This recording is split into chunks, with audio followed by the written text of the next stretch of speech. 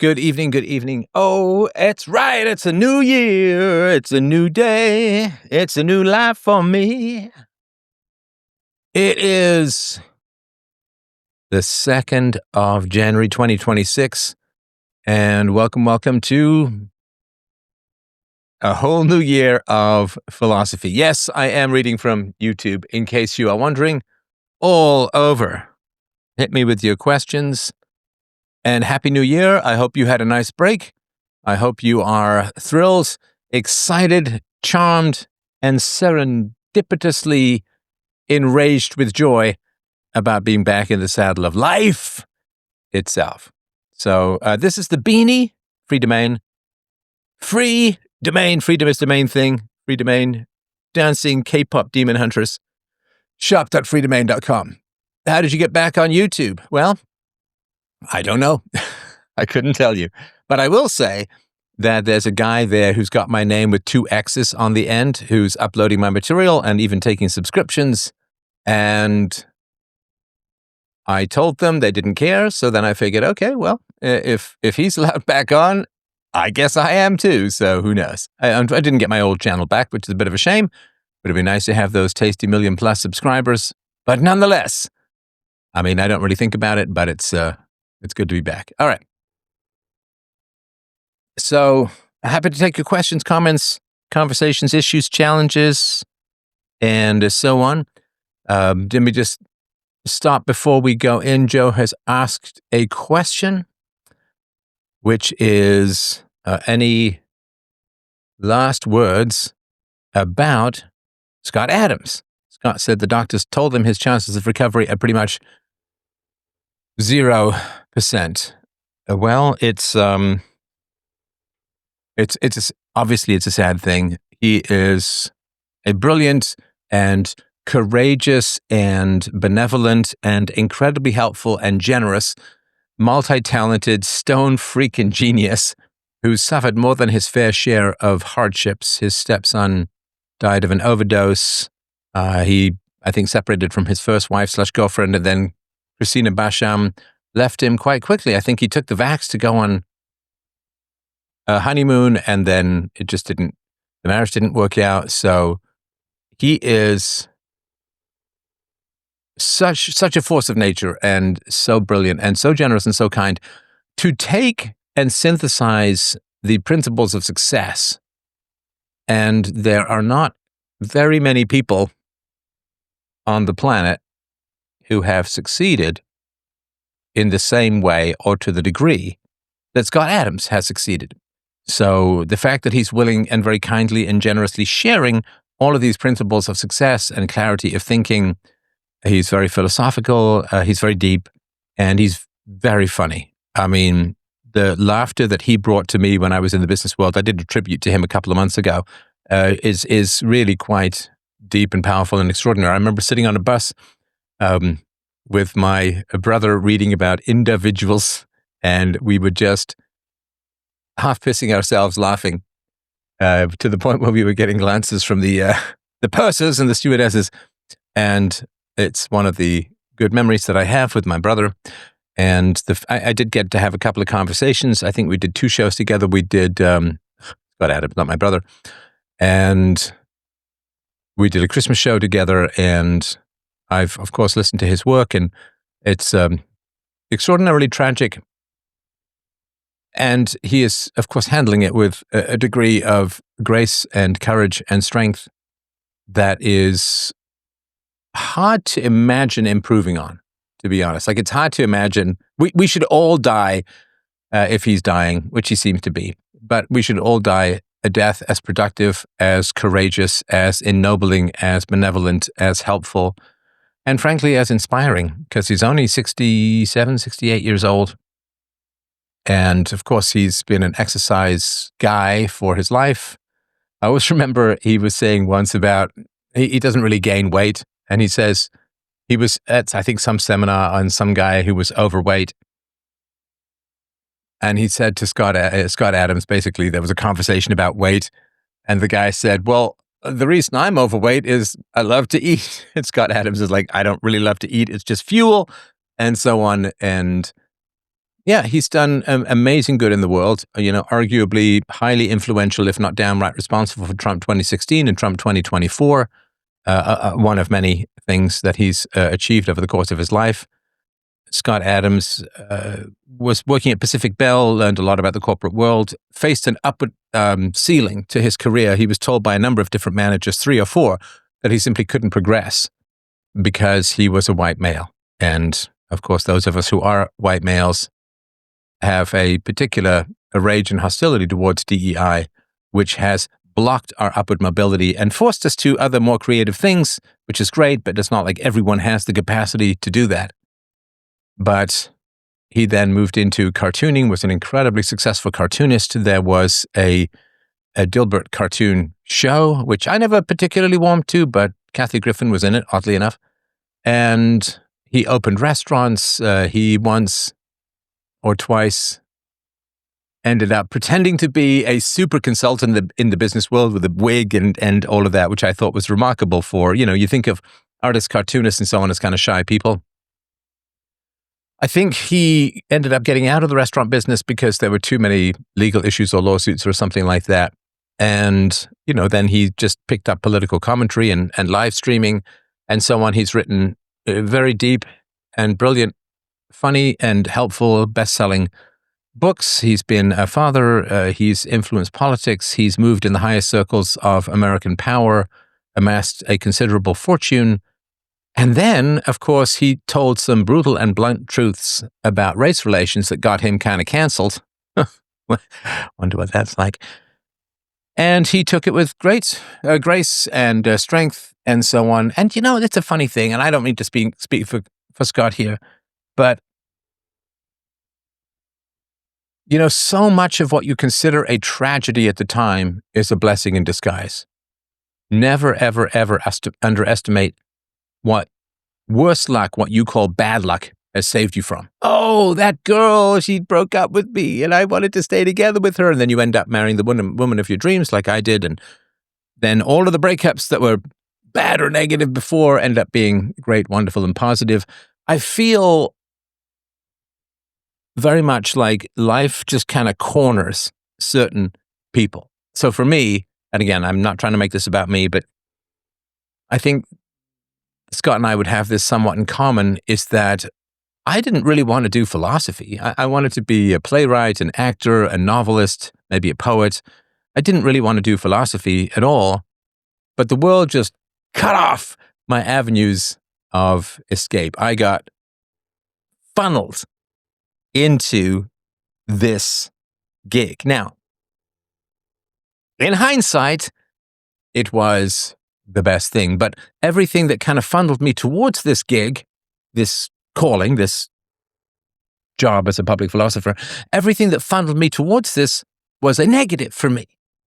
But as somebody in my life pointed out many years ago, does the world need another software executive, or does it actually need a moral philosopher? Does the world need another actor or playwright, or does the world need reason, virtue, evidence, and self-knowledge? Move to where you are the least replaceable. I was just cleaning out some part of my basement the other day, and I came across a silver platter from 2004. It was the Microsoft Partner Awards program, wherein my technical achievements as a Microsoft partner were recognized, the excellence of my coding and the technical work that I had done. I received an award. And, that was nice. Good to be recognized, I suppose. But there are lots of software people. There are lots of actors, lots of writers, lots of novelists, but very few white male novelists. So, like the white male novelist stuff, that was all sort of fenced off. Couldn't get there. Couldn't do it. Wasn't allowed. Got the most amazing reviews for my books from editors, but could never get published. So, learning how to judo your bad luck into opportunities is something that Scott Adams is very good at. And he has lived a life of really singular utility and courage and help to the world. And, I would say this to the younger people, like, this is the year I turn 60 this year. Thank God I was not 57. Oh, I was not. No, I'll be 67 when the meme comes around. But I remember when I was younger, I was still in my teens, and I was looking at the cover of Zenyatta Mondatta, where the police all like the band, the Police, Sting, and Anti-Semites and Jew Coupland all look like they're having a blast, and you envy and all of this in lotus position and doing fun things in the tropics and all of that, touring the world and all of that. And I remember thinking like, okay, this is cool, don't get me wrong, but there's going to be a time where the people a little bit older than me are just going to start dying.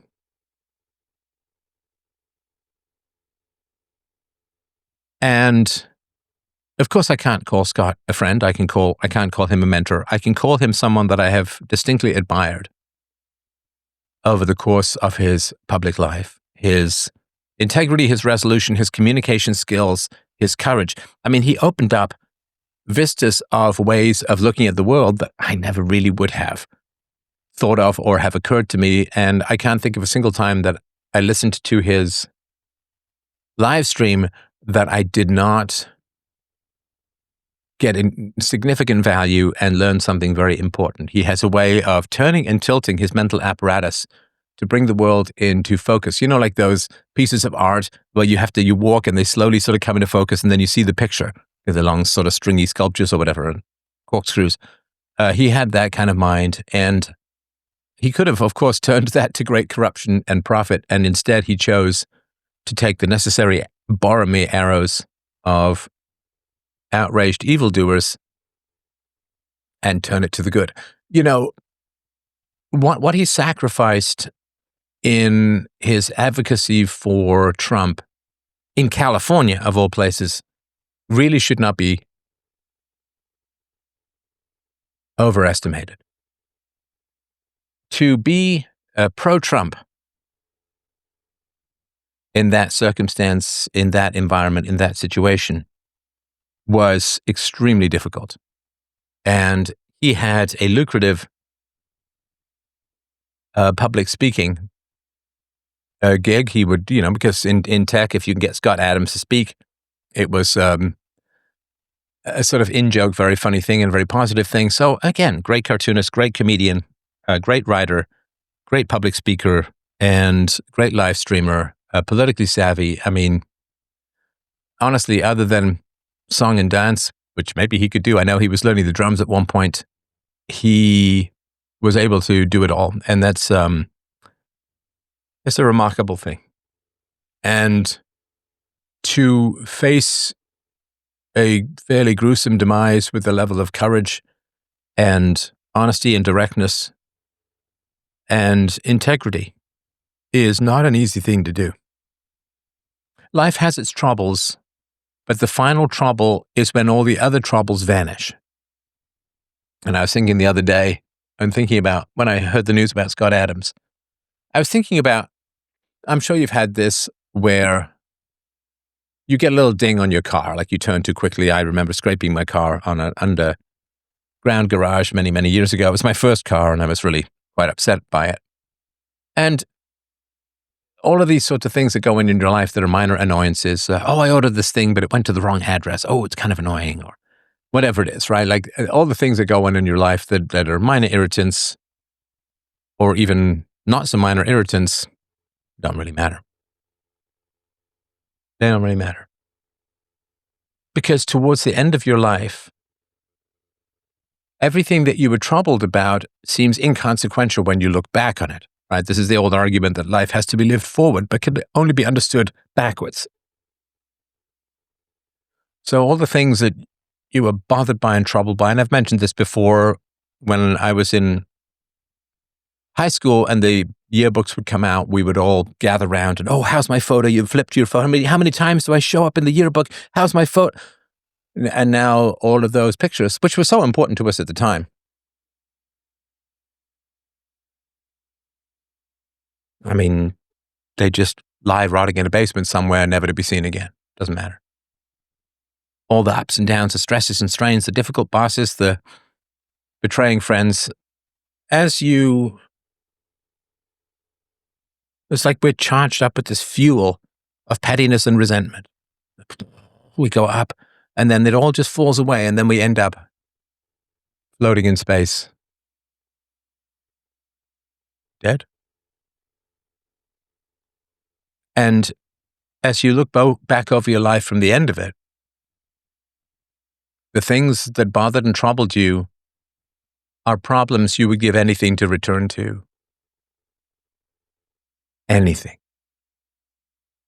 to return to. So, I mean, for me, I could be 59 and look back at 39 and say, hey, great song. And also, I could wish I was back there and fix it. But instead, I choose to say, well, I'm 59. What if I'm 79 or 89 and get to come back to now? That's what I want. That's what I want. And it is true that the people of my youth who were of similar ages are getting old and crippled and disabled and sick and dead. And it came for Scott. And it's coming for me. And it's coming for you. And I understand you can't live your entire life from the view of your deathbed back. But please boomerang there from time to time to make sure you don't overly wallow in negativity, stress, worry, and pettiness. And recognize that at the end of your life, you would give anything to be back where you are right now. And you may have to sacrifice, as Scott did, friends, perhaps family members, for the sake of telling the truth about politics. You may have to sacrifice a lot to tell the truth.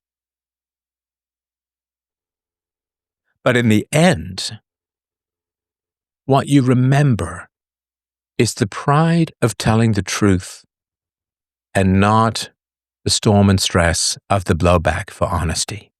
The storm and stress comes and goes.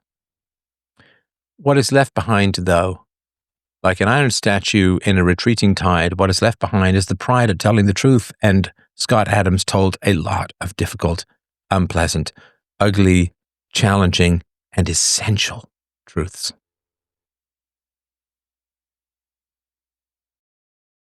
You can't get a better legacy. There is no better legacy than telling the toughest and most necessary truths in the face of a scratching, beating, biting, poisoning, and caterwauling world.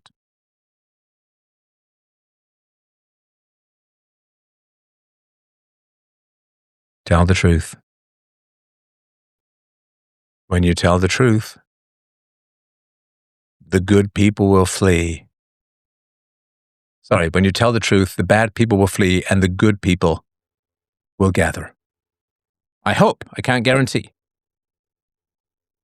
But there's no other way. Don't get stuck in this mid place where you tell people the truth and then they reject you for it and scorn you for it and roll their eyes and whatever, and then you just kind of hang around them anyway.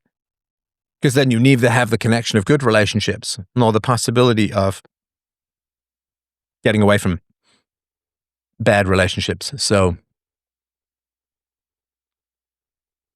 Scott, if there's anything I can do. I mean, I faced the illness that you face, although with much better odds, which is pure luck, sheer luck. People say, you fight this disease, you fight. No, you don't. You don't.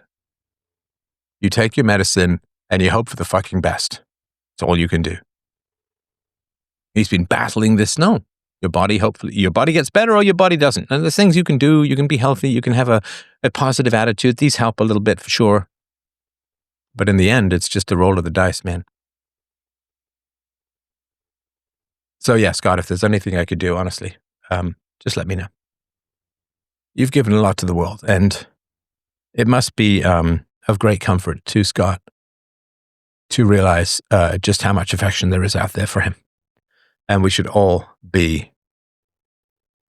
wouldn't say as lucky, but we should all earn all of that.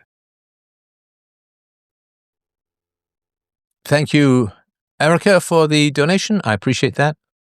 You can, of course, make my New Year's even better with a freedomain.com/donate donation. All right. Notice me, senpai. Yes, Rod. I see you. Just as when I look down in the shower. All right. In marriages, is it more important to have similar political, religious, or philosophical beliefs? No, philosophical beliefs. See, philosophy is a methodology for separating truth from falsehood, good from evil. Fundamentally good from evil, but in order to get good from evil, you need to go true from falsehood. So if you have a methodology for resolving disputes, then you can resolve anything. Reason and evidence, right? You can resolve any dispute in a marriage according to reason and evidence. Oh, says someone, it's so good to see you back on YouTube. Happy New Year from Tasmania. I appreciate that. Is that a real country? I wasn't sure if that was fictional. I think it's real. Probably best not to share the same profession, says someone, a scum like Bertolt Brecht, Steph. Better as a titan of philosophy. Well, I appreciate that. If you want to read more about what an evil scumbugger Bertolt Brecht was, Paul Johnson's book, Intellectuals, is great for this. If I remember correctly, Joe says, I think Scott Adams said he lost like $100 million for supporting Trump. Yeah. Yeah. Somebody says, think about how many people loved Trump before he ran for president. They all called him a friend. Yeah, for sure. Yep. Obama even wrote a glowing dedication in one of Trump's books. A few years later, he detested him, makes you think. Yeah. Scott crushed all the loser things so nonchalantly, all you could do was chuckle with him. Yeah. I love this tribute to Scott. Thank you, Stefan. Happy to see you back on YouTube. I appreciate that. And if you want to, if you want to talk, you can just, of course, join the show on YouTube. California has passed a law to seize Bitcoin left idle on exchanges. After 3 years of inactivity, assets can be taken by the state under unclaimed property laws. Well, I guess they want people to, they really want people to buy and sell because the hodlers have not given them any tax revenue. That's no good for the state. All right, let me just post here. Yes, Tim Pool wears a beanie. I'm aware. I am aware. All right, did that go everywhere? I do not know. Yes, it did. Okay, so yeah, if you want to join there, and I'm sorry, we had somebody who wanted to talk on X.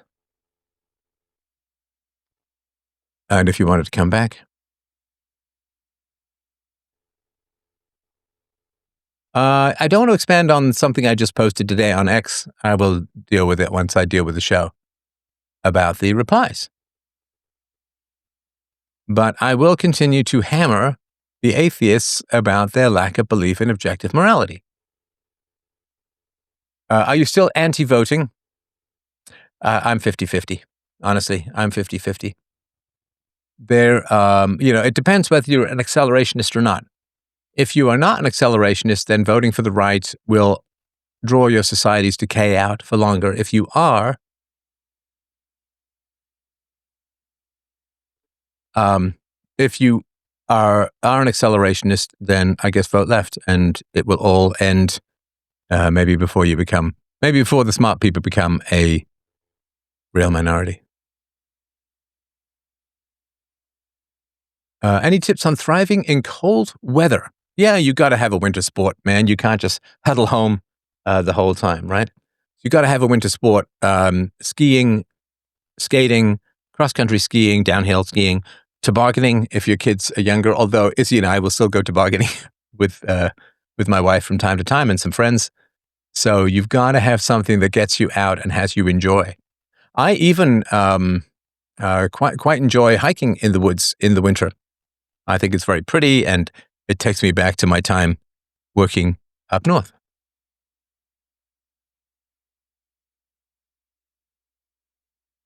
Drama is sadly full of alcoholic abuses. Harold Pinter may have been an exception, though I wouldn't be surprised if there was dirt on him too. Yeah, Harold Pinter, a British playwright, of course, famous for the Pinter pause. I was in a play of his once, and I played the lead in a Harold Pinter play. Very challenging language to humanize. It's very dehumanized language. I do not consider him a a positive. I do not consider him a positive force in humanity. I also would check out freedomain.com/books. My novel Dissolution is now up there, and you can check it out. The print book is coming soon. Actually, mine is on order. It's just going to come in the next week or so. I just want to check the print version, but my novel Dissolution, which I'm very, very pleased with, is available now at freedomain.com/books for free. All right. Let me just see what else I had for y'all. Y'all. And listen, here's the thing too. Like, don't hesitate to let people know how much you care. Right?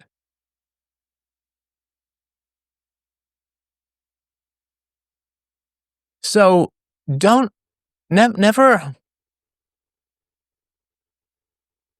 underestimate how much impact you can have on others. So if you feel warm towards Scott Adams and he's impacted you in a positive way, or other people, for heaven's sakes, let people know. It matters. Because you may think, oh, well, Scott Adams, he's lofty, he's, very wealthy, he's very skilled, very smart, very talented, very, and all of that. I mean, what does he need? But, we're all just people in the end, right? We're all just people. There's an old line as well. No matter how rich and famous you are, everybody puts their pants on one leg at a time.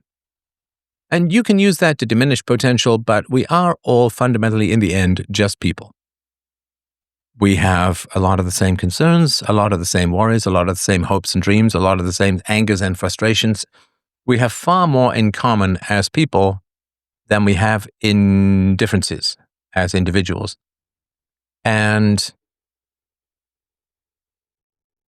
think, like, if you're a boss, right? If you're a boss and you have some employee, maybe he's a couple of rungs down on the ladder, and if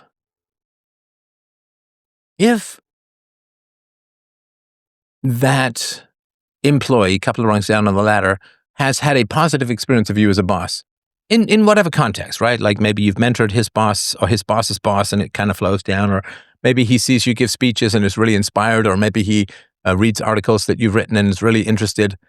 Would you say, well, I don't care about that 2 layers down underling telling me what a great job he thinks I'm doing? Of course you do. Of course you care.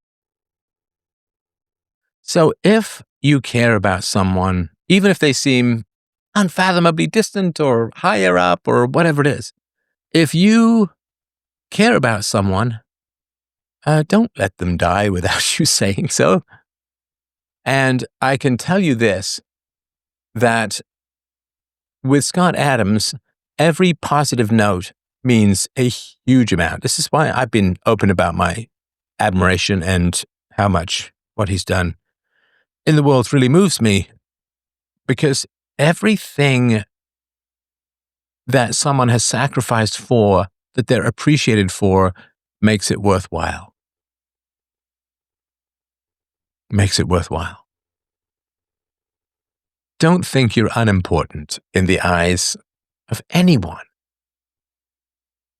Your positive experience, your clear communication, your expression of thanks for value provided, particularly with Scott Adams, as he's providing it free of charge in his Coffee with Scott Adams shows. Tell him. Tell him. Bro is sailing into the great beyond. He's given up a lot of comfort, a lot of companionship, and he's kind of staring down death with one big cyclops beady eye bearing down upon him. And whatever you can do to give him companionship and comfort and appreciation for what he's done would be, I am absolutely sure, most humbly and gratefully appreciated by Monsieur La Dame, by Monsieur Adams. He's taken a lot of bullets.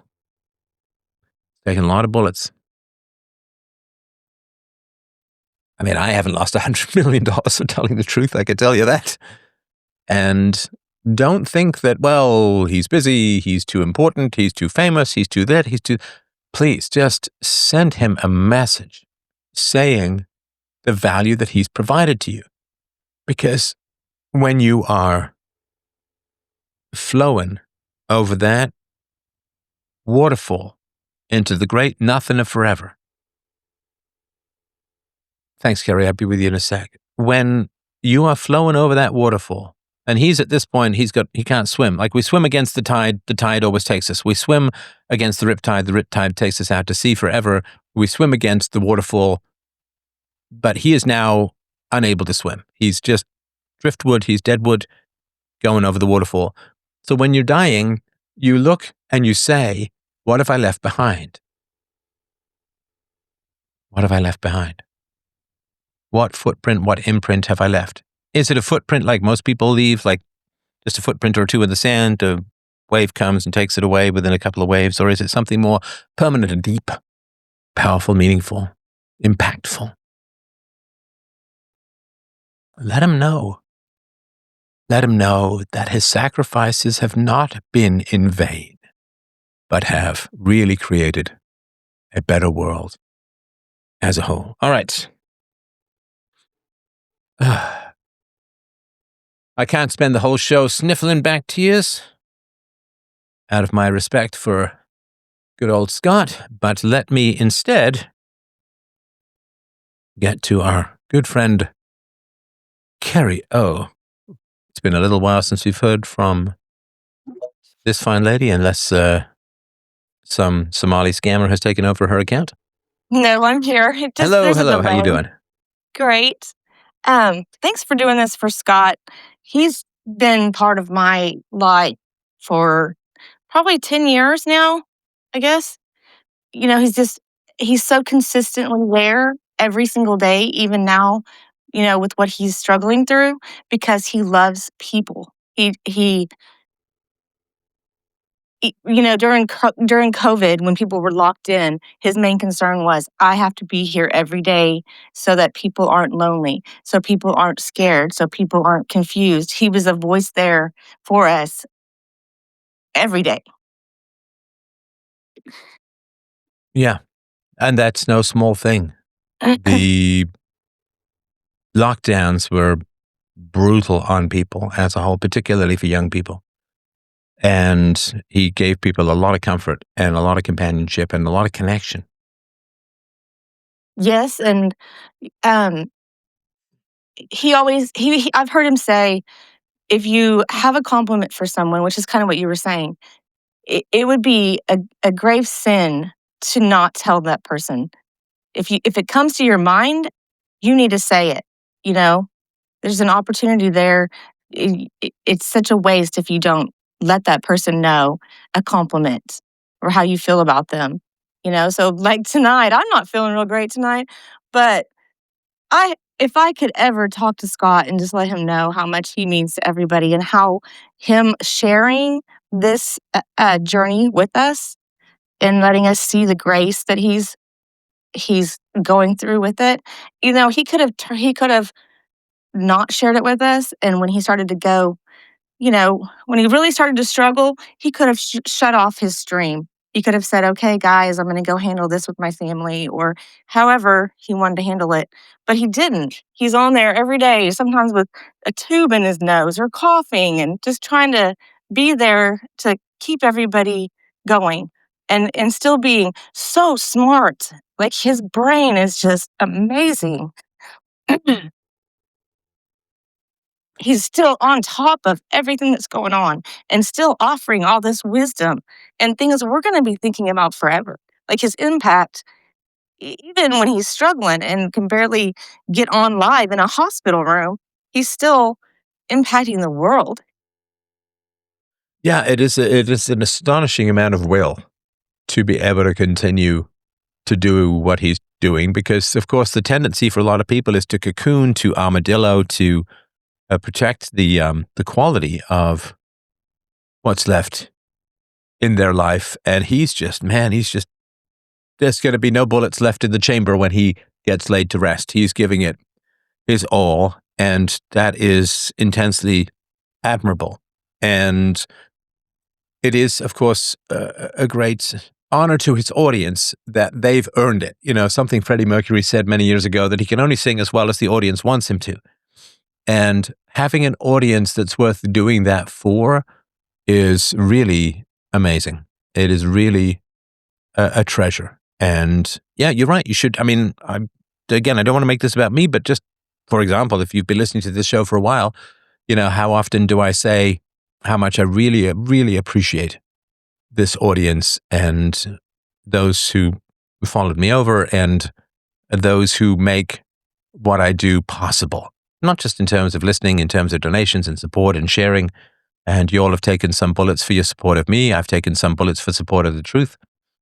And it is a great tribute to his audience that he cares about them that much. And again, I'm sure the feeling is mutual for a lot of people. So please, just let him know. Just send in the message and make sure that he's aware of the kind of impact that he's had, because that's people with very big hearts and very broad minds very much want to leave an impact. They want to leave a positive impact in the world. And the best comfort, I would imagine, that you can give him, especially because, he's not married.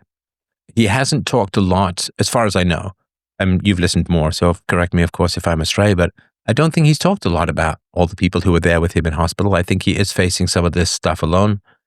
And to have your impact come back to you in that way is really, I think, as great a comfort as can be provided.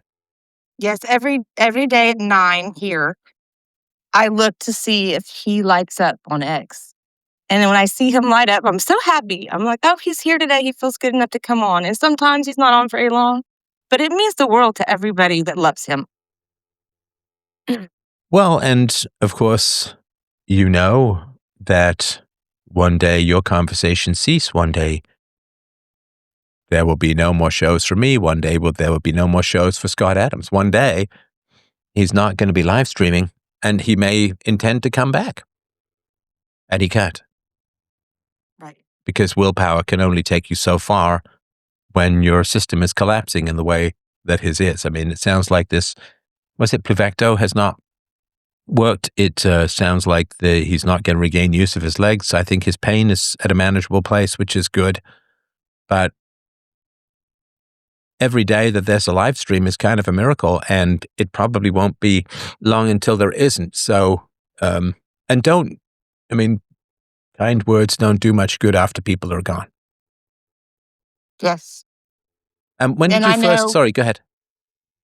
I was going to say, the way that he has given so much of himself and just been honest, with what he's gone through, and in the humility that he's showing now to let people see what the process of decline in your body is when your mind is still so sharp, But I could see the same qualities in you where when you're sharing stories about your childhood and your mom and hurtful things, and you're trying to help the world, and you want your legacy, your impact to go on to eternity as well as it will, And Scott's put out so much information as you're doing, so I know you understand his motivations. He loves people like you love people. Yeah, and if you have a gift of thought, originality, and communication, it's not yours in particular. I mean, as I've sort of said, I view what I'm able to do as a collective gift that I just happens to be passing through me. Like I said this on X the other day, and there seems to be some proof in this. We don't have thoughts. Thoughts have us, in the same way that dreams can instruct us in ways that we can't even really anticipate. And so I think that his generosity probably has something to do with realizing his good fortune in what he's able to think, what he's able to analyze, what he's able to understand, and what he's able to communicate. Because that combination of skill sets, high intelligence, and the ability to communicate to the general audience, and creativity and originality and value in thought is a very, very rare combination. And he has it in such powerful ways and to such a powerful degree that I don't know obviously, but I think he would say, I've worked hard, but lots of people work hard. I've also been lucky. And that's true of me. It's true of most people who succeed. Lots of people who work hard, not everyone succeeds. Yeah, to have that skill set. I'm sorry. Yeah, no, go ahead, please. To have the skill set that he has and the love for people together is what is so impactful. Right. And to sacrifice personal relationships for the sake of the common good is rare. Because you have to love people in order to want to take the bullets for the common good. You have to love the general potential of humanity. You have to love the future. You may not like every single person, obviously, that you come across, but you have to have a great, deep, and powerful love of humanity. And the more you work for the benefit of humanity and the more you exercise your powers of communication and truth-telling for the good of humanity, the more your enemies attack your relationships. The more they try and destroy your reputation, destroy your source of income, destroy the affection of those around you, try to turn people against you, and so on. So you have a very big, mighty lion heart like Scott Adams does. You care enormously about the world and you love humanity as a whole, and that very love is part and parcel of what makes you vulnerable to attack, right? Right. How heartbreaking when he says, I lost all of my friends when I supported Trump. Right. And look at the impact he had getting him elected, at least once, if not twice, like you said. Yeah, no, he did a lot. He did a lot politically, and it's easy to say, and I fortunately went through the friend scouring, the quote, the fake friend scouring. There's usually, if you're in pursuit of any kind of honesty and integrity, there's a time in your life where the stowaways get found and thrown off the ship, right? Like the people who are just with you for the wrong reasons, or with you to hold you back or hold you down, or maybe parasite off your success. The false friends, you go through that process. I fortunately went through that before I became a public figure, but I think he went through that after he became a public figure and he found out how many fair weather friends you have. It's an old Dr. Phil saying, like the friends are the ones walking in the door while everyone else is walking out. Right. And I think because it happened for him later in life and after he'd already developed a lot of success in other areas, then I think the problem was he lost his existing friends. And it's tough when you're older, and particularly if you're famous, to get and find new friends. You can do it, but it's really tough. Especially if you're famous like he is. You don't meet that many people when you get older, and the people that you meet, they're far away or they're really busy with kids and grandkids and they don't have much time to hang out and so on. And so what he gave up was prodigious, was enormous. And as you age, you need people in your life. I was saying this on X, I think yesterday or the day before. People are like, well, I'm going to be a strong, independent person, whether it's male or female, whatever. It's like, but you can't, bro. You can't, because you get into your 60s, 70s, 80s, you're going to get old, creaky, sick. You might get arthritis. You might get dementia. I've known people whose fathers took 10 years to die.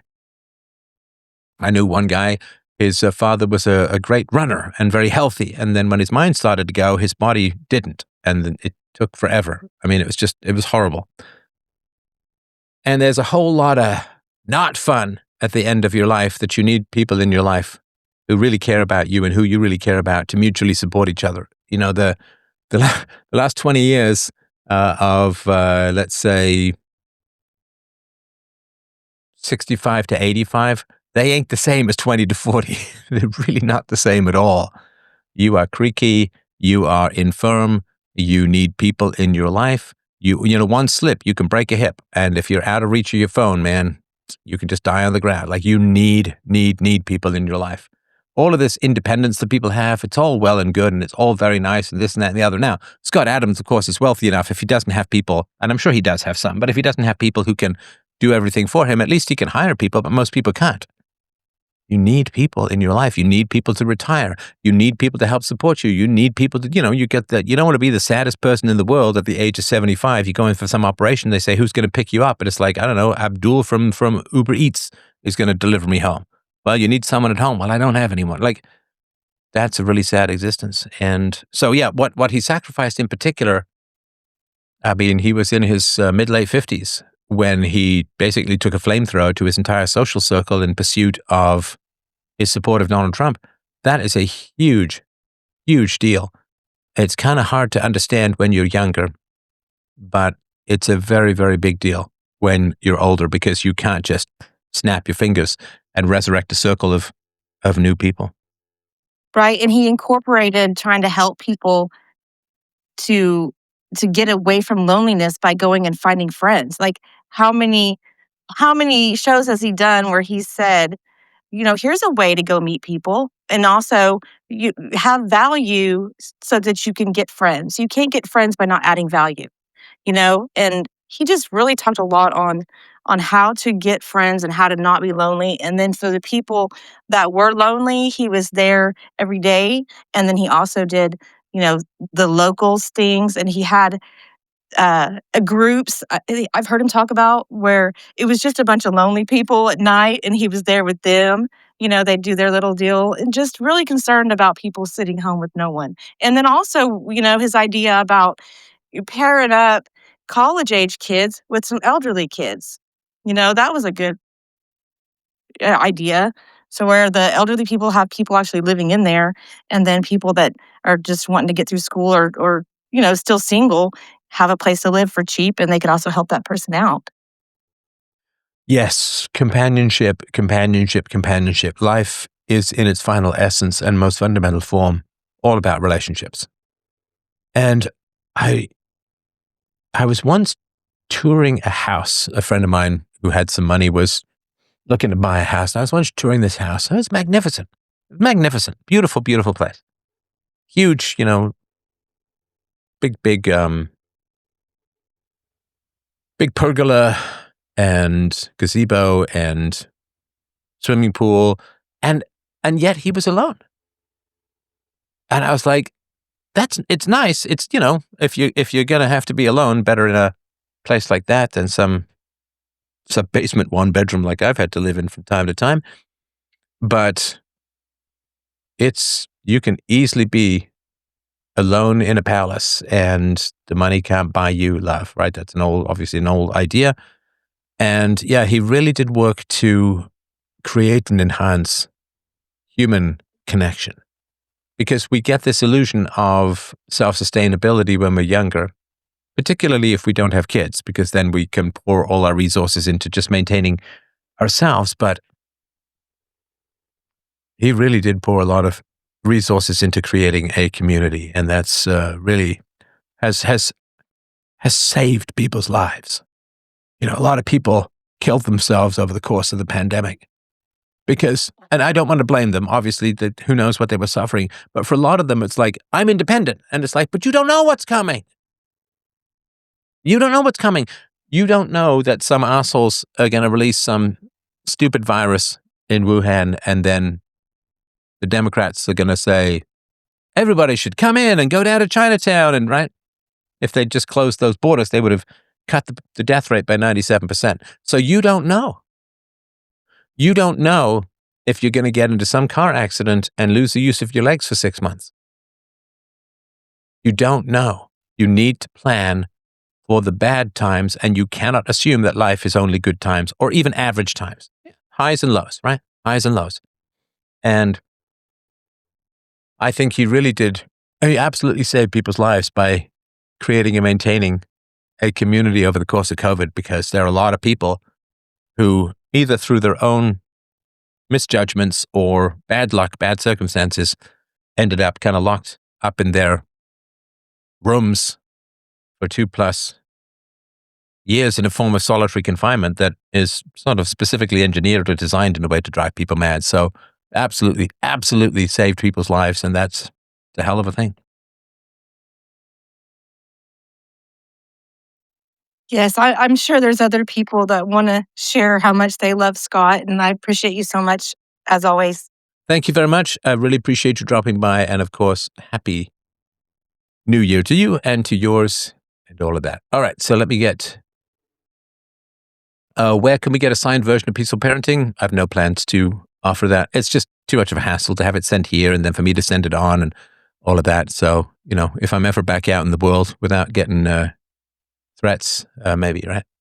Any plans to do one of your great art conversations with Dr. Pesta anytime soonish? I think that's a great idea. Thank you for the reminder. Will there be a print version of your novel, The Future? Best novel I've ever read. Well, thank you. That means a lot to me. I do kind of drop my books into the void a little bit. Like I write the books and I sweat over the books and I care enormously about the books and I drop them off and I get very little feedback. So I appreciate that feedback. Yes, there is going to be a print version.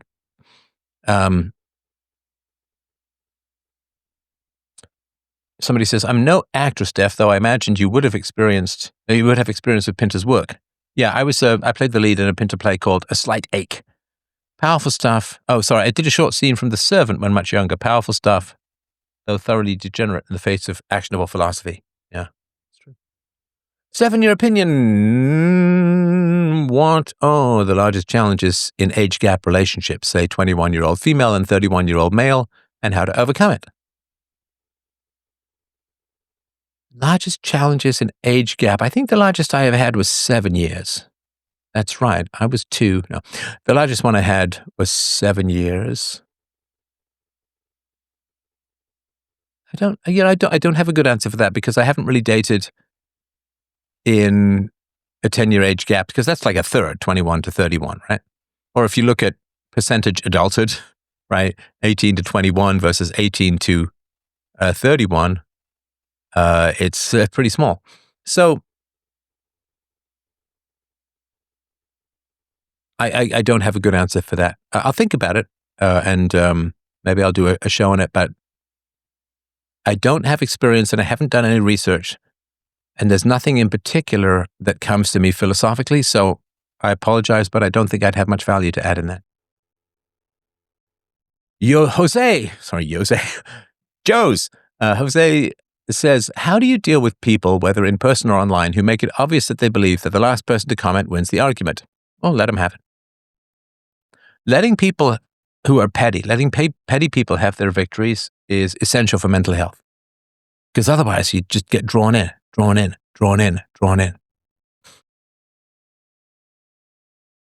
So letting petty people have their victories is really important. Hey, enjoy your victory. Fine. Well, I guess you can't just respond to this. You can't, just don't. You just have to walk away and let people think they've won. Honestly, let people think they've won. I mean, the number of times where I've won a debate and other people were like, well, Steph got owned in this debate. Blah, blah. It's like, I know I won it, right? I mean, let them have their victory, whatever, right? If they're that petty that they believe they're right when they're wrong, life will take care of people for you. Life will take care of people for you. I tell you this, having lived a good number of decades at this point, life will take care of people for you. The people who are petty, the people who are vicious, the people who are aggressive in the wrong way, and the people who are abusive, people who are manipulative, the narcissists, the selfish people, life will take care of them. They go to hell. They don't need to die. They go to hell. What we do in life echoes in eternity. No, it doesn't. I know. It's about what's that from? Gladiator. No. What we do in life echoes in eternity? No, for most people it doesn't. If you're just some NPC that regurgitates propaganda and attacks who you're told to hate and pretends to love who you're told to have affection for, what you do in life doesn't even echo in the here and now. So no, what we do in life echoes in eternity. That's what you should aim for. But to do that, you got to take some bullets and take some risks and take some hits. Most people are just hiding out like mice under the foot of dinosaurs. They leave no impression anywhere. Joe says, regarding Scott, I think he is pretty much alone. He has a nurse come in to help him. He said his ex-wife, Shelley, he trusts the most and will handle his estate. Nothing matters when we die. We will not even know we lived. Right. Well, that's true. Yeah, for sure. There are no friends but associates that benefit from the relationship. Yeah, for sure.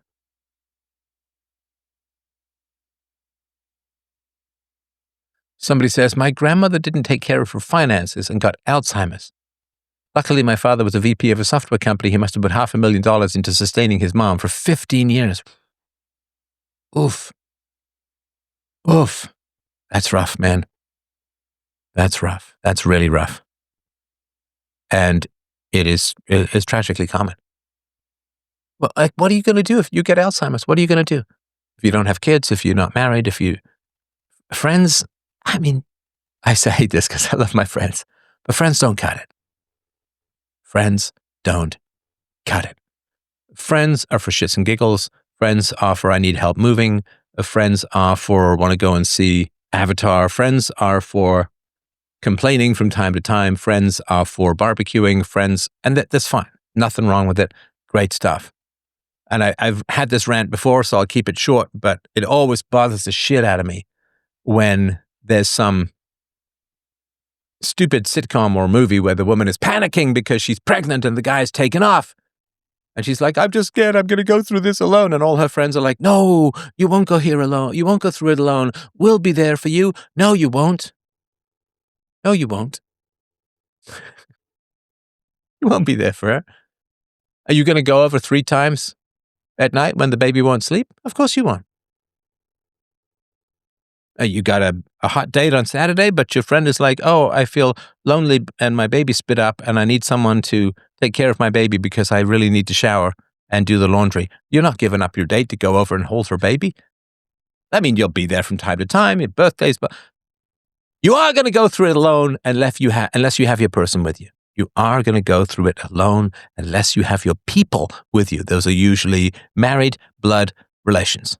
Married or blood relations. You're going to go through it alone. Friendship is fine. Friendships are like condiments. They add to life. You can't live off them. Good luck trying to sustain 2,500 calories a day from salt and paprika. Now, they add the spice. It's important. Nice to have salt. Nice to have paprika. I'm partial to basil, hashtag middle name. But it's a spice. You can't live on it. So plan for the second half of your life. Plan for getting old. I mean, what are you going to do if you start to, I mean, most people are called senior moments, right? Most people start to lose their concentration. They start to lose their follow through. What are you going to do? No one will be there for anyone when they are decrepit. Oh, yeah, they will. Yeah, they will. Steph, why do you think the tech bros are crying about wealth tax? They literally funded the Democrats that always advocated for taxing billionaires. Do the tech bros think the Dems were just kidding? Yeah, well, the tech bros, I mean, what did they do when I got deplatformed? Did any tech bros stand up and say, hey, we'll keep you afloat, we'll do this, we'll do that, we care, you're a free market guy, you've constantly defended the wealthy from additional taxation, you've constantly pointed out the truth about how many taxes we do pay, you've constantly defended the free market, which allows us to gather all of this money. Hey, you got really hit hard. Why don't we step in? It's not like there aren't any rich people who know me. So they don't. So the mob can have them. And it will. Yeah, the mob can have them. Fuck them. I'm not defending them from a wealth tax. If they like, the left will stand by their fucking serial killers. And the tech bros can't even behind the scenes stand by their heroes. Then the left should win. I mean, whether they should or shouldn't, they will.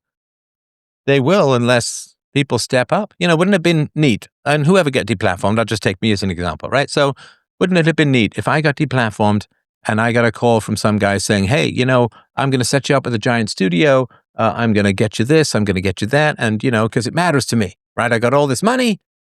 And now they're just going to give it to the government. They could have given that money to people to set them up with studios and reach and advertising and anything. Now they're just going to lose it anyway. It's going to go to the government when it could have gone to people who would defend their asses in the only arena that matters, the moral arena. But no, they wanted to keep their money and not take any risks. Fuck it. Life is risk. And you decided not to step up, not to help out the people who were defending your spotty asses. The free market advocates and the reminders to everyone that billionaires are not exploiters. Billionaires are not thieves. It's a free market accumulation, and the billionaires and the millionaires pay massively disproportionate amount of taxes to people who constantly pushed back against the mob that wanted to take your heads and put them on a fucking stick. We stuck our necks out to defend and protect the rich. And what do? Nothing, or fund Democrats, or make... Oh, let's not get specific.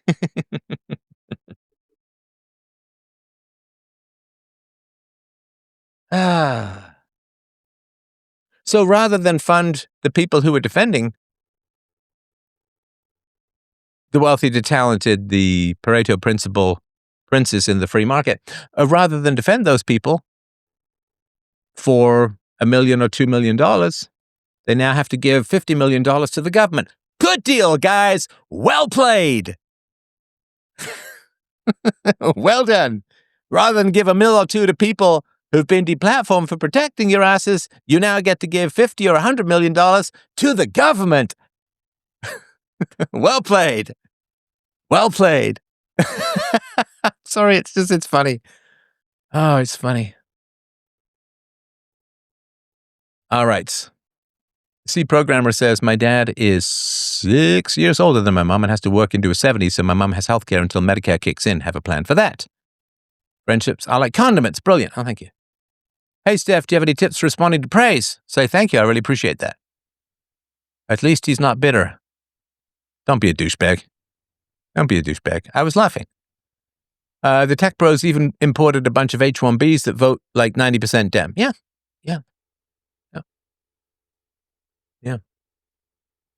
Yeah, if you want to keep your money for the government rather than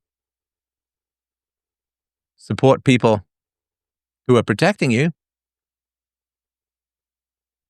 I mean, then go ahead, do it. And listen, honestly, I don't even think I would have taken the money because I'm pretty happy with the setup I have. I'm not sure how what I do would be enhanced with some big giant studio or something like that. I don't know. I don't even think some, zillionaire calls me up and says, I mean, in the past I would get these kinds of offers from time to time, but some zillionaire calls me up and says, hey, I'm so sorry you were deplatformed. I get that you defend the rich and pushing back against the mob and all of that. Here's $1 million to whatever, right? Start a studio or travel or do your documentary. So whatever it is, right?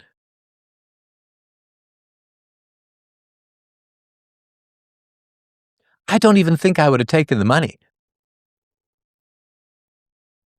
I prefer to be independent. I do. So it's not, for me, it's not like, oh, if only but it would have not been fucking retarded to offer it. That's all. But no. No. We're not going to do that. With this Nick Shirley video going viral with the Minnesota daycare fraud. Yeah. Been pushing the ANCAP. Yeah. Sure, of course. Yeah.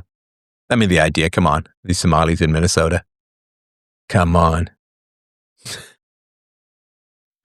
We are but poor refugees from the other side of the world. Hey, where are all these millions of dollars coming from? Can you imagine? Your broke friend shows up in a Lamborghini. Wouldn't you have a couple of questions? Of course, the whole community's in on it. Come on. Of course they know. But you can't. I mean, how are you going to prosecute 100,000 people? You can't do it. It's overwhelmed the system, right? You can't do it. Fraud is tough. Because fraud has something to do often with intention. Right?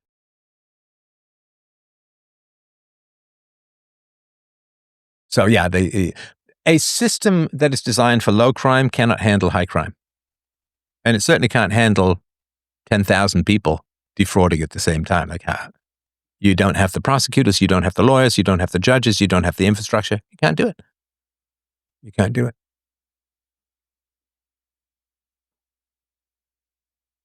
But the rule of law, that's nice if most people obey the rule of law.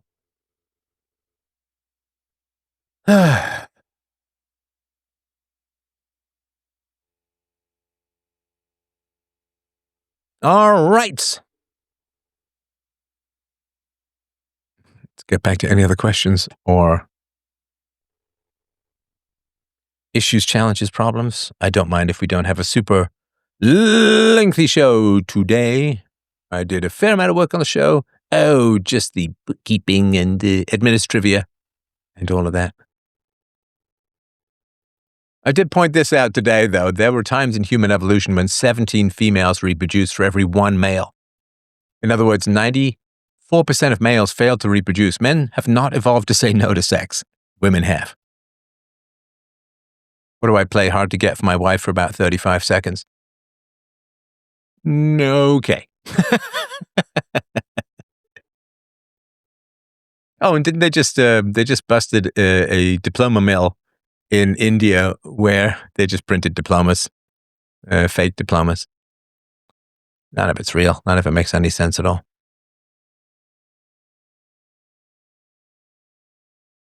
All right, any other last questions, comments, issues, challenges, problems? Somebody say, how's the weather? Cold as a witch's tit up here, let me tell you. It's nasty, it's ugly, it's cold, and that wind will take your teeth and freeze blast them out your eardrums. What is the best way to bridge the political dichotomy in the USA? At the interpersonal level, I mean, between family and friends on different sides of the bridge. Well, anybody who's left on the hard left wants you dead. Well, how do you bridge that divide? They want you dead. So what you do is you ask people, hey, what do you think should have happened to the unvaccinated under COVID? And if they say anything about camps or confinement or solitary or not allowed this, that, and the other, or take the rights away, there's no negotiating. Yeah, like we're past the time of arguments is long gone. Like, just so you know, like this is it's hardening into a soft kind of civil war as a whole.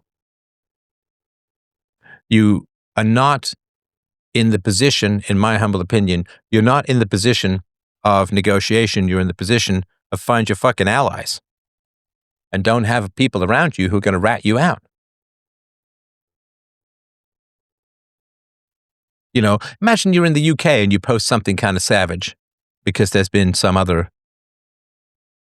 migrant attack or some other terrorist thing, and you post something kind of savage, and then you're like, it was a bad idea. But your brother-in-law, who's super woke, has seen it.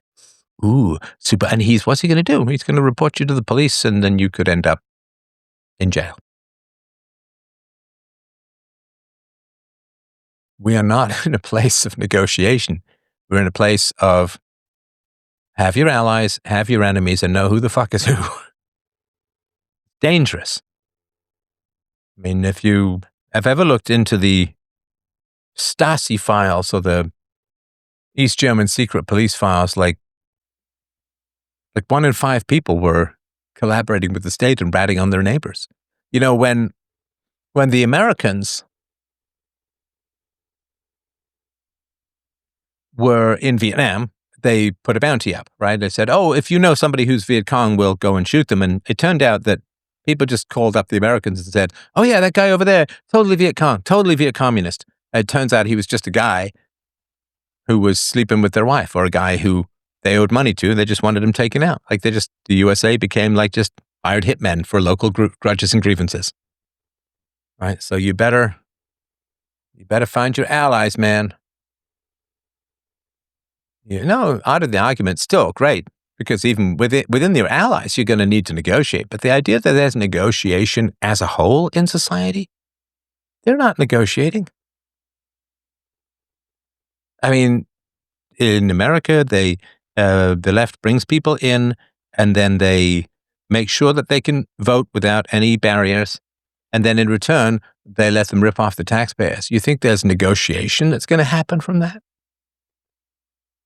Oh, no, but you see my chart and the bar and the 8 times more welfare goes to people who are immigrants in places where there's no voter ID or in Minnesota, someone can come and just vouch for 8 other people. Just vouch for them. Oh, yeah, they can vote. Off they go. The Somali daycare thing, they give like $35 million back to the Democrats. It's just money laundering and shit. Oh, you're going to negotiate with that? Come on. How would you recommend dealing with irrational in-laws? You can't deal with irrational people. You can contain them, you can ignore them, you can escape them. That's it. That's it. If you have power, you can contain them. You can ignore them if they're around. But the best thing of all is to not have irrational people in your life. I wish facts were enough, but simply impossible to communicate beyond the bias. People, they don't want facts. They just want free shit. They don't want facts. They don't want reason. They don't want efforts. They don't have morals. They just have a desire for free shit. I was saying this about the modern world, is that the story of the modern world is intelligent people don't breed well in captivity, but unintelligent people do. One of the worst things that happened to the West was the invention of the television that beamed foreign children starving to death, usually through government decisions, programs, restrictions. So it beamed, the bulbous-bellied foreign children starving to death into the hearts of women who reacted, throw money, make that bad scene go away.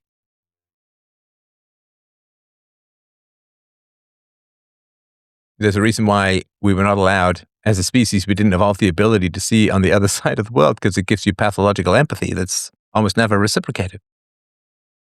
I mean, imagine being invited into the richest country in the world with the most opportunities possible, and then just stealing the living shit out of everything and everyone. Imagine.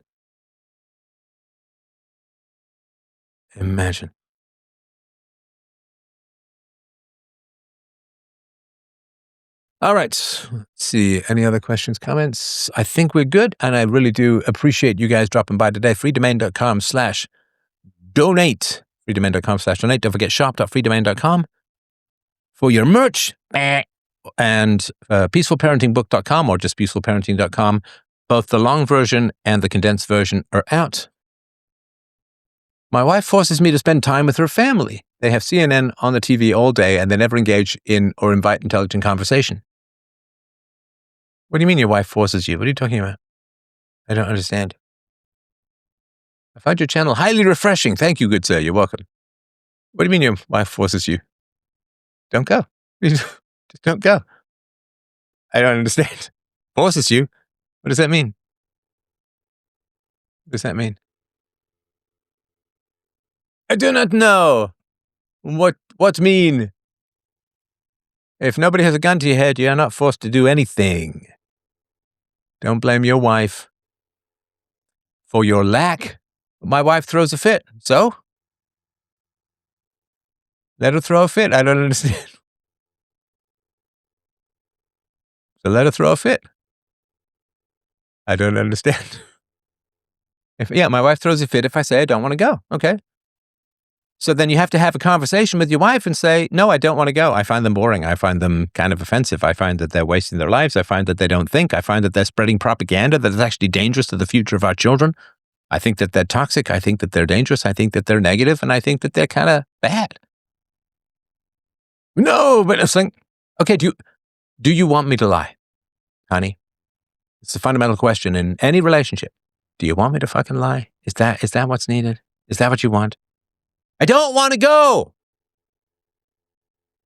I don't want to go. Well, you have to. No, I don't. Let's be factual. You have to go. I really don't. My wife is an Asian immigrant. And I don't think there's any exception for moral self-responsibility called hashtag Asians exceptioned. Asian exception. No, I don't want to go. I don't want to go. She is almost impossible to talk to. I'm sorry, what do you mean to talk to? Just don't go! Be like a pillar, right? Try and talk the pillar into moving. Hey, would you mind moving to another load-bearing wall? The pillar's just not going to move. Just don't go. My God. I mean, read the book called You Can Negotiate Anything by Herb Cohen. I read it as a teenager. Just broken record. I don't want to go. I don't want to go. No, I don't want to go. But you have to go. I don't. I have to be attached to gravity. I have to eat. I have to sleep. I have to breathe. I don't have to go to your parents. Well, they'll be upset. Like, well. Or, honey, I will go, but I'm going to tell the truth. I will go. Yeah, I'll go. But I'm not. If they say things that are just wrong and bad, if they've got CNN on and CNN is saying some nonsense, I'm going to point it out. If CNN is saying something that's false, if they say, oh, Trump called neo-Nazis very fine people, it's like, no, he didn't. No. Well, what are you listening to this trash for? What are you listening to this garbage for? But just don't go. Or if you're going to go, and if she says, well, I want you to go, but I don't want you to be honest, right? Like, so your parents prefer if I lie. They like lying. Your parents, I mean, do good people prefer other people to lie? Do they want me to not be myself? Do they want me to not think and feel in my own way? Do they want to have a relationship with me or some cardboard cutout simulacrum of a human being who just nods and smiles and has all the individuality of a salmon in your average swift current? Don't die before your time. Don't become a ghost before you're dead. Don't comply with nothingness before they throw you in the ground and worms eat your eyeballs. Her family doesn't care if I go, but she gets highly emotional if I say I don't want to go. Okay, and listen, you can be curious about those emotions. Hey, you're very emotional. You really want me to go. Wow, that's okay. But it's like a kid. Oh, they've just had a candy bar. And they really want another candy bar. And you say, oh, yeah, you really want another candy bar. I get that. I understand that. I mean, it doesn't mean you're going to get one, but I sympathize with the feeling, right? No, Jesus. You're never going to look back on your life and say, man, I'm glad I hid my personality from everyone around me. Man, I'm glad I covered up every one of my original thoughts and feelings. Man, I'm glad I subsumed and surrendered all of my independence, integrity, and virtue.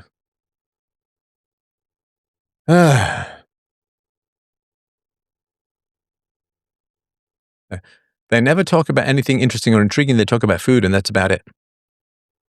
Yeah, well, if you're bored, don't go. Yeah, just don't go. And if your wife really wants you to go, well, you can always negotiate. I mean, I'm sure there's things that you want to do that your wife doesn't want to do. Say, all right, I'm willing to trade. I don't want to go to your parents. What do I get in return? Well, making me happy should just be enough for you. It's like, no, because it's not making me happy to go to your parents. So that's off the table. So what do I get? If I go to your parents, what do I get? Trade and negotiate. Don't be a simp. I suppose I'm just torn because I want to be there to support my wife and her children. Well, that's bullshit, all due respect. That's total bullshit. How the fuck are you supporting your children if you're showing them how to be spineless, how to be bossed and bullied and manipulated? I want you to come. Okay, honey. Okay. If you want it really badly, I'll do it for you. Okay. That's not supporting. You got some sons, bro? You want them to be henpecked and pushed around and cucked? You got some daughters? You want them to grow up thinking that spineless simps is who they gotta marry?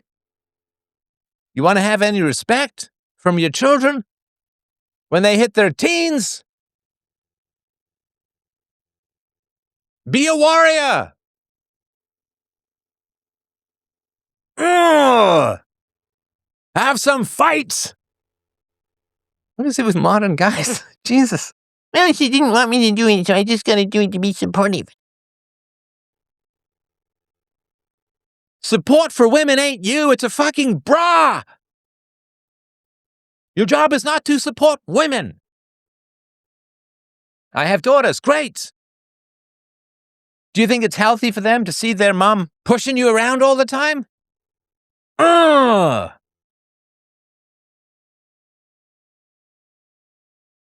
Shirtless warrior, Steph. Maybe. I get too many layers. It's too cold out. I can't. Oh, just stop appeasing, bro. All you're doing is programming your daughters to be bossy witches. Oh, God. I'm not saying pick random stupid fights, but be honest. I don't want to go. Your parents make no effort to make it interesting for me. I might have to get a divorce. Well, I mean, don't get a divorce. But are you saying that if you have an opinion that is different from your wife, she's going to divorce you? Are you telling me that? Your wife gets violent.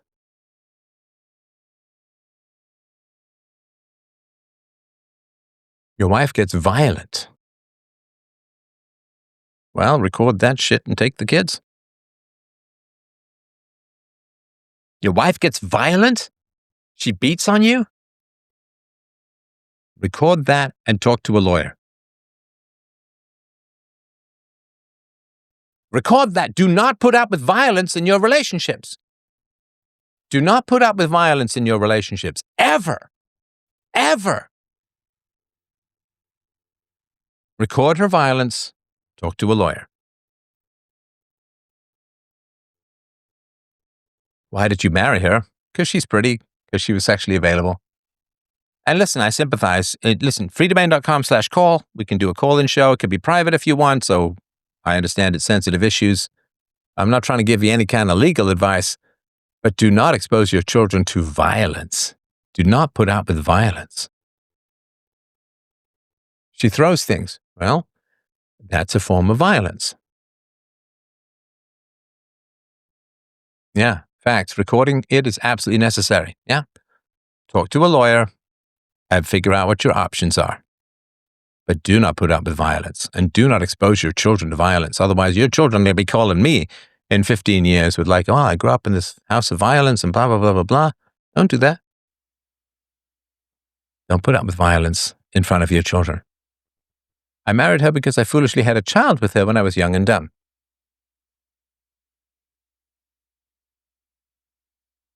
And I'm sorry about that. And I'm sorry that you weren't given better advice. And I'm sorry that you had unprotected sex. And I'm sorry that you didn't have a strong father figure to tell you to keep your dick in your pants until you're certain of the quality of the woman.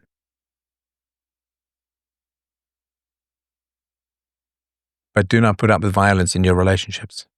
Do not. It takes your soul. It takes your self-respect. It takes your children's comfort and peace in the present. Do not put up with violence in your relationships. Record that shit. And look at your legal options. I'm not telling you what to do because I'm not a lawyer. I don't even know where you are, and don't tell me. But if she's violent, you cannot live like that. I really, and I sympathize, I really do. I'm sorry that you're in a situation like that. But it's not helping your children if you're putting up with violence at all. At all. And again, freedomain.com/call probably would be a good idea. We can explore more options on a private call, if you like. And I hope that you will take me up on that offer. All right, have yourself a beautiful evening, my friends. Massive love, hugs, and sympathies out there. Oh, he says, my dad was an extremely violent father who was a law enforcement officer. Well, I'm sorry about that too, but you got to get out of the cycle of violence. And love you guys as an audience. Thank you for getting us all the way to our 21st year, 20 wonderful years as a public philosopher. Thank you all so much. Have a beautiful night. We will talk to you Sunday morning. Sunday morning, we're going to do a donor-only show on locals, and I really appreciate your time, care, and attention tonight. Love from here. Peace and out. All your best. Don't forget, message Scott Adams to tell him how much you care.